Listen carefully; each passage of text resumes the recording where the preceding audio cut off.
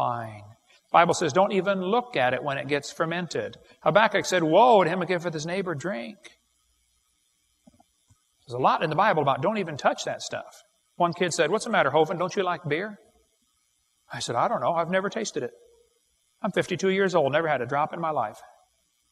Well, I've had NyQuil a couple times. But he said, how do you know you won't like it if you don't try it? I said, now, son, that's a brilliant way to live your life. Let me ask you a question, son. Have you ever laid your head under a semi-truck? Well, how do you know you won't like it if you don't try it?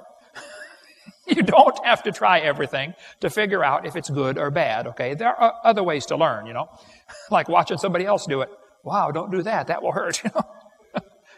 Like famous redneck last words. Hey, y'all, watch this, you know. I like science, folks. I collect science books, and there's a lot of good science in these books, but there's some poison mixed with it. It's kind of like the rat poison. It's not the good food I'm against, it's the poison. We like science. We have Dinosaur Adventureland in Pensacola. Come on down, pay us a visit. It's a science center, a museum, and a theme park, all based on creation. We're having so much fun. We've had over 50,000 visitors now just in the first couple of years we've been open. Lots of things to do down there. We got a 7-foot snake that ate a kid last week. She's gone now. But that's okay. There's a lot of kids, and you can always make another one. We have lots of things to play with. We collect skins and skulls of animals, so you hunters get out there and send me Bambi's daddy's head if you want for our museum. Everything we do has a science lesson and a spiritual lesson. We like science at our place. We have all kinds of fun things to do. John shot the T-Rex and hung his head on the building right there. Have a museum all based on creation and a science center with everything with hands-on science lessons and spiritual lessons. Matter of fact, we teach the kids the scientific way to shoot a rubber band. I need a boy and a girl who would like to learn the scientific way to shoot a rubber band. Who would like to learn? Okay, that boy right there, come on up here. And one girl, let's get one girl. Come on. Way back there. Okay, hurry, run. Let's go. The scientific way to shoot a rubber band. What's your name, sir? Josh. How old are you, Josh? I was 10 for a whole year one time. That's amazing. I was supposed to be 11, but I was sick for 3 years when I was 2.5. Okay. And how old are you going to be when you're almost 12? 11. And how much does your mom pay you to be good?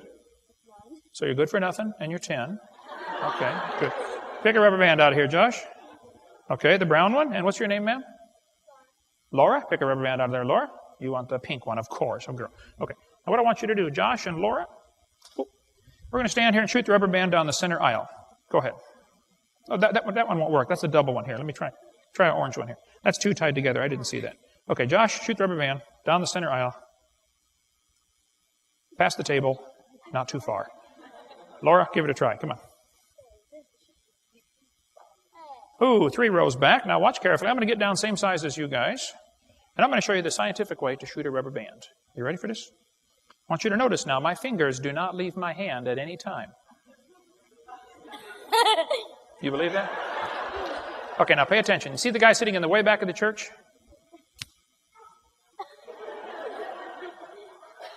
About 3/4 of the way there.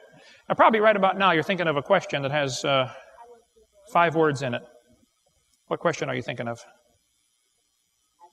How do you do that? See, I told you it had 5 words in it, right? Now, before I show you how to do this, I want to explain something. Some kids should not learn how to do some things because they become what's known as a menace to society. Who's responsible for this kid right here? Where's your mom and dad? Is he safe with this information? Mom says no. And who's responsible for this one here? Where's... Nobody? Oh, back there. Did your husband come? No. Okay, now pay attention. The scientific way to shoot a rubber band, okay? There are 2 sides to the rubber band. Are you with me so far? Okay. One side represents your flesh, that's your body, okay? The other side is your spirit. Now, your spirit has to live in your flesh or else you're dead. See, if your spirit ever leaves your flesh, you got a real problem on your hands. Actually, the neighbors do. Okay, but what most people do wrong in rubber band shooting and in real life, they put the same emphasis on the flesh and the spirit. See, if you pull both sides the same and let it fly, if you could watch it in slow motion, both sides are going... And all the energy is wasted inside the rubber band because the flesh and the spirit are fighting with each other. So, the secret to high-speed velocity through a fluid medium such as the atmosphere, which offers resistance, is to minimize or eliminate the turbulence. Okay? All I did when you guys weren't watching was stretch one side tighter than the other. One side's tight.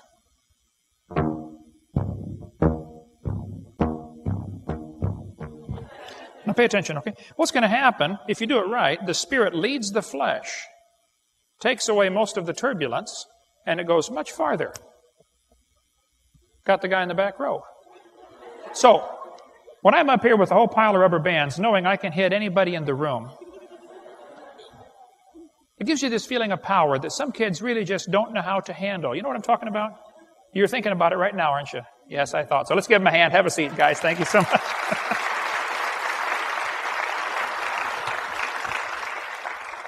The Bible says, the flesh lusteth against the Spirit against the flesh. They're contrary one to another. This is why some of you are not going to go very far in your spiritual life.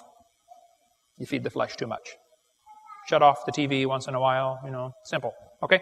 Wait till you see our super airplanes go. Tomorrow, we're going to show you our super airplanes. I make paper airplanes that go so far, if they don't land in a tree or on a building, they go all the way to the ground. Our record with a paper airplane is 450 feet. We're going to put them completely over the building, including the steeple, tomorrow. But we'll do that tomorrow. Okay. We like science. We're not against science. But I'm against poison mixed in with the science. That's all. Here's a first grade textbook. I'll show you what I'm talking about. They tell the kids in first grade, Earth has changed much since its formation 4.5 billion years ago. Now just hold on a minute. Is the Earth 4.5 billion years old? No, as we'll see in a minute. But if you tell that to a first grader, he's going to believe you. First graders believe everything you tell them. They believe bananas are moldy spider legs. I did. And then tell them again in second grade. Since its formation 4.5 billion years ago, Earth has changed. Down at the bottom it says, life too has evolved on Earth. This word evolved is a very tricky word. I've done over 90 debates and about 7,000 radio and TV call-in talk shows, and I've learned how to win the debate on evolution in the first 5 minutes. It is so easy. If somebody says, do you believe in evolution? I say, well, what do you mean? Well, evolution. No, which one are you talking about? There are 6 meanings to the word. Are you talking about cosmic evolution, the origin of time, space, matter? I don't believe in that, with the Big Bang. We'll talk about that in a minute. Are we talking about chemical evolution? Because according to the Big Bang theory, the Big Bang, produced hydrogen and maybe some helium. Well, then how did we get all these other elements? Do you want me to believe uranium evolved from hydrogen? They'll say, well, you have fusion in stars. Yeah, but you can't fuse past iron very well. Number 2, you got a chicken and an egg problem here because you have to have the stars to make the elements and the elements to make the stars. Which one came first? Which brings up, of course, stellar evolution. How did the stars form? Nobody's ever seen a star form. Scientists don't even have a clue how a star could form. No even good theories about star formation. We cover more on that on video 7. But we see stars blow up all the time. It's called a nova or a supernova if it's a big one. That happens all the time. But we never see one form. And yet there's enough stars out there that we know about that everybody on planet Earth, every single individual, can personally own 11 trillion stars to yourself. Those are the ones we know about. We don't know about the ones that we don't know about. Fourthly, there's going to have to be organic evolution. Life has to get started from non-living material. Nobody has a clue how that could happen. Then we're going to have what's called macroevolution. That's where an animal changes to a different kind of animal. Did you know nobody has ever seen a dog produce a non-dog? Never. You may get a big dog or a little dog, but you're going to get a dog every time. And it could be that the dog, the wolf, and the coyote had a common ancestor. I wouldn't argue about that. They probably did. But every 5-year-old kid knows they're the same kind of animal. I'll show you. Is anybody in here 5 or 6? Who's 5 or 6 years old? Anybody? How about, we got one? Okay. How old are you, buddy? 6? I want you to take a test. Here we have a dog, a wolf, a coyote, and a banana. Which one is different than the rest of them? The banana. Give him a hand. All right. Very good. Okay. We have college professors can't figure that out. Okay. Tell you what I want you to do. When we're done, I want you to go out to the table out in the hallway and you can pick out any free video or DVD you want. Okay? We've got a bunch of videos and DVDs about dinosaurs and stuff out there. The Bible says the animals are going to bring forth after their kind.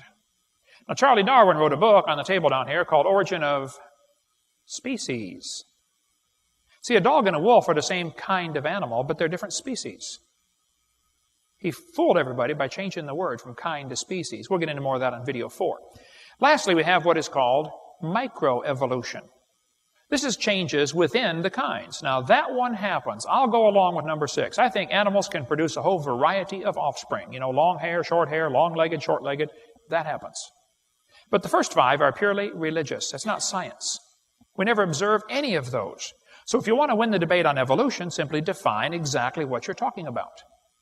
And you'll find all they ever give are examples of number 6, which there's no argument about it. It happens. But then they imply that that is somehow magically evidence for the other 5, and it is not. The teachers are taught, though, be sure to stress to the students that the earth is billions of years old. Make sure the kids believe this. Now, I happen to be a little old-fashioned. I think in science class we should be teaching science. Things we can observe and study and test and demonstrate. Things like the first law of thermodynamics. The first law of thermodynamics tells us matter cannot be created or destroyed. Well, everything's made out of matter, so if matter cannot be created or destroyed, then how did the world get here? We're here, you know. So that leaves only 2 choices. Somebody made the world, or the world made itself. There's no other choice. Well, there are a few out there on the lunatic fringe who will tell you, we're not really here at all. We just think we're here. Okay, you can forget about those folks, all right? We're here. So either somebody made the world like the Bible says, God created it, or the world just made itself like the humanists believe. It just is self-existing and not created. Well, if the world just made itself, how could this happen? Boy, the devil thought about that for a long time. And finally, one day, he came up with the Big Bang Theory. How many of you have ever heard of the Big Bang Theory before? I was on the airplane years ago flying from Dallas to San Francisco, and I happened to sit right next to a professor from Berkeley, UCal Berkeley. I don't know if you folks in Knoxville have ever heard of Berkeley or not, but Berkeley is not a Bible college. So here I was on the airplane about that far away from this guy, and we started talking about creation and evolution. Everybody I sit by on the airplane wants to talk about that, so I talk about it with him. And he said he believed in evolution.